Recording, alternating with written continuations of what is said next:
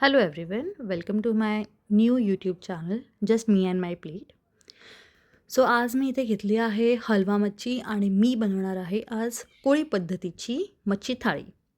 तुम्ही ऑलरेडी बघू शकता की मी इथे मसाला लावायला सुरुवात केलेली आहे फिशच्या पीसेसला आणि मी ही फिश जवळपासच आमच्या इथे एक कोळीणबाई बसते तिच्याकडून घेऊन आलेली आहे आणि खूपच फ्रेश ताजी मच्छी आहे.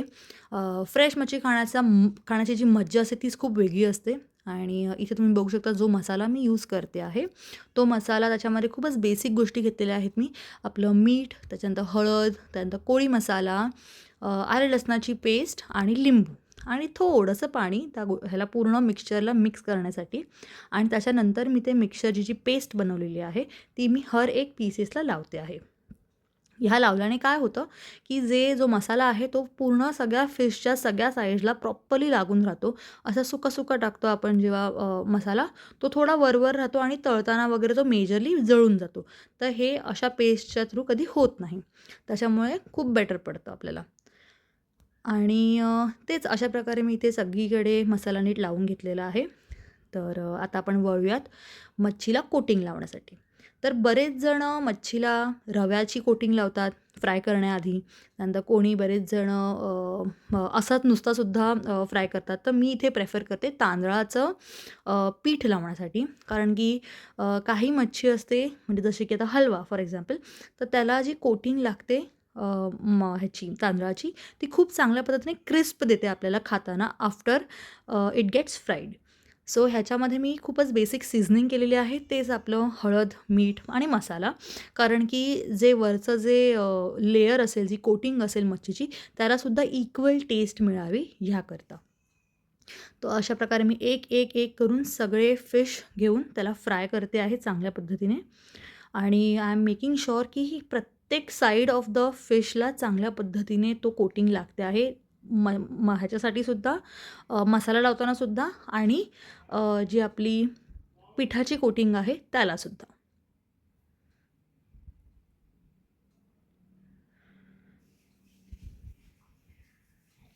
माझ्या सगळ्या फिशला कोटिंग लागून झालेली आहे ऑलरेडी इथे. तर आता वळूयात आपण पुढच्या प्रोसेसला. जिथे मी पॅन गरम करत ठेवला आणि जेव्हा मला कळलं की पॅन असा चांगला गरम झालेला आहे, तेव्हा त्याच्यावर मी तेल टाकलं.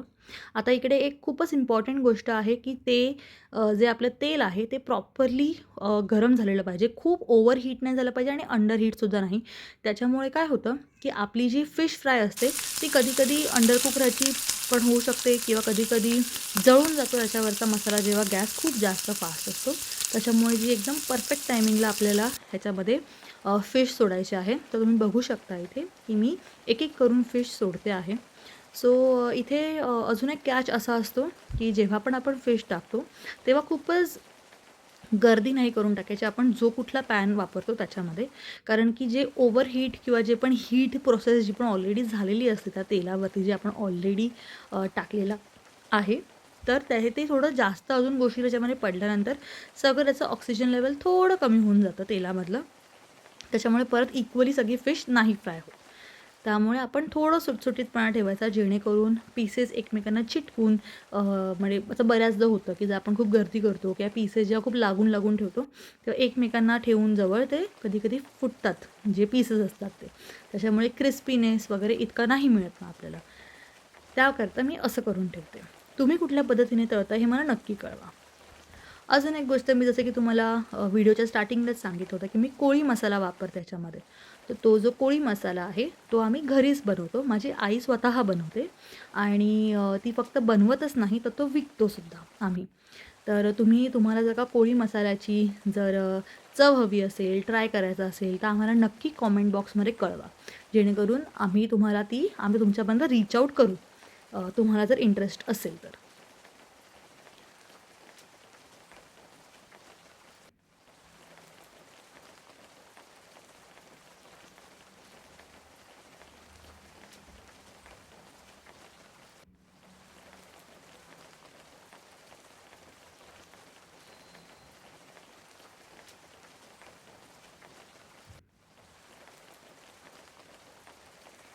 इथे आता ऑलमोस्ट फिश फ्राय आपली होत आहे. दोन्ही साईडने आपल्याला दिसते आहे फिश कशी कलर चेंज करून झालेली आहे.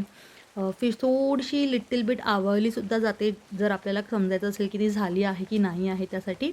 तर एक-एक फिश करून बघून आपण आता काढून देऊयात एका प्लेटमध्ये. सो मी मोस्ट प्रॉब्ली जेव्हा पण फिश फ्राय करते, मग ती कुठलीही फिश फ्राय असो, मी एक प्लेट त्याच्यावरती 2-3 प्रकारचे आपले हे 2-3 टिश्यू पेपर्स मी त्याच्यामध्ये ठेवून देते. जेणेकरून मला जेव्हा पण माझी फिश रेडी असेल किंवा जेही गोष्ट मी फ्राय करते आहे, ती जेव्हा रेडी होईल, तेव्हा मी त्याच्यामध्ये इझिली ट्रान्सफर करू शकेन. जेणेकरून ओव्हरकुक किंवा करपण्याचे चान्सेस त्याच्यामध्ये आपले कमी होतात.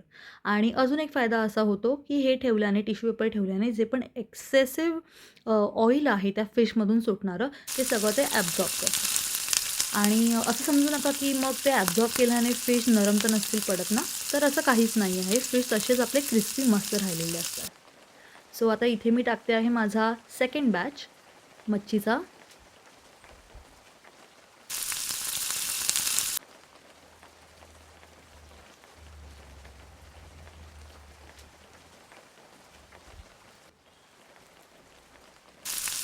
हा जो पीस आहे डोक्याचा, हे बरेच जण खाणं अव्हॉइड करतात. मला तर खूपच आवडतो खायला. तर तुम्ही सगळेजण मला नक्की कॉमेंटमध्ये कळवा, की कोण-कोण डोक्याचे पीस आवडीने खातं आणि कोणाकोणाला नाही आवडत ते.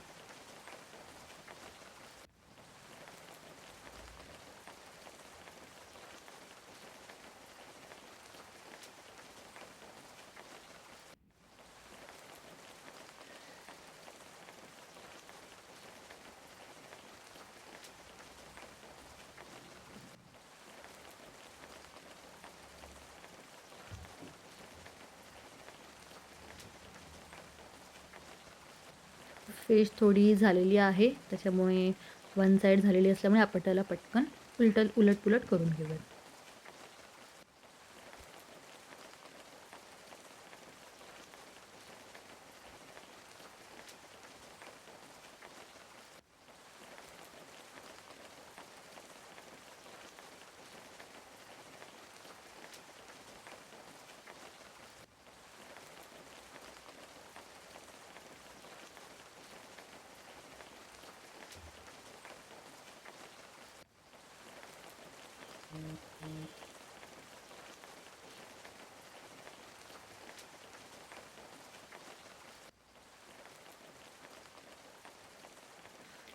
मच्छीचा जो डोक्याचा भाग असतो किंवा मग जो भाग आपल्याला थोडा जाडा वाटतो, तो भाग आपण असासुद्धा जरा वेगळ्या अँगलने सुद्धा शिजवायचा. नेहमी लक्षात ठेवा.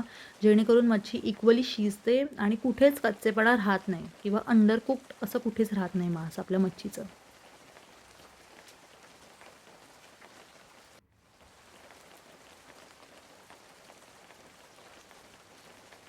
आपली फिश फ्राय करून झालेली आहे इथे. तुम्ही बघूच शकता. छान मस्त कुरकुरीत असा झालेला आहे आपला फिश फ्राय आणि मी मच्छी थालीसोबत प्रॉन्स मसाल्याचं सुद्धा बनवून घेतलेला आहे. प्रॉन्स मसाला खूप मस्त टेस्टी आणि माझा फेवरेट कॉम्बिनेशन आहे मच्छी फ्रायसोबत खाण्यासाठी. तुम्हालासुद्धा जर प्रॉन्स मसाल्याची रेसिपी हवी असेल, तर ती मला नक्की कळवा. आणि सोलकढीसुद्धा आहे आपल्याकडे. सोलकढीचा कलर बाहेरच्या कढीसारखा जरी नसला, तरी ती खूपच छान आहे, कारण की घरचा आगळ आहे. आपली पूर्ण थाली रेडी आहे. तुम्ही बघू शकता तर आपल्याकडे भाकरी आहे, कांदा आहे, त्याच्यानंतर फिश फ्राय आहे, प्रॉन्स मसाला आहे आणि कढी आहे. खूपच मस्त थाळी आहे म्हणूनही मी खरं सांगू. कारण की खायला मला इतकी मज्जा येते कारण की मी जस्ट एक बाईट घेतला आणि तो खूप यम्मी होता. तुम्हाला सुद्धा कोळी पद्धतीचं जेवण आवडतं का? हे मला नक्की आवर्जून सांगा. बघू शकता तुम्ही आतून सुद्धा फिश खूपच छान शिजलेला आहे. सोलकढी प्यायला मला खूप जास्त आवडतं. खूप सुंदर लागते. आणि मी फक्त सोलकढी पीतच नाही, तर ती मी भातासोबत सुद्धा मिक्स करून खाते. जे पण कोकणी आहेत, जे हे व्हिडिओ बघत आहेत, प्लीज कमेंटमध्ये कळवा तुम्ही सुद्धा हे नक्की करता का?